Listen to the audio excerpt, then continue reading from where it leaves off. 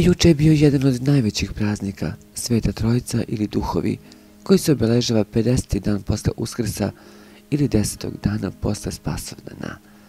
Danas Srpska pravoslavna crkva i njeni vernici obeležavaju Duhovski ponedeljak. Praznovanje se nastavlja cijele sedmice, ne posti se i to je takozvana Trapava nedelja. Narodno verovanje na ovaj dan su različita u Srbiji. Veruje se naime da će one devojke koje se umiju vodom u kojoj je stajalo cveće od kojeg se pletu venčići preko cijele godine imati čisto i belo lice. Sa druge strane, muškarci koje devojke budu darivale venčićem, prema narodnom verovanju u istočnoj Srbiji, godinu će završiti kao mladoženje.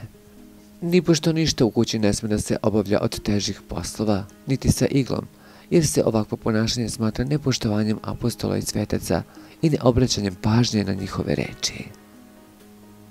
U zapadnoj Srbiji običaj je da se na ovaj dan ukućani sete preminulih u toj godini i prirede im simboličnu trpezu kako bi sačuvali dom od zlih sila.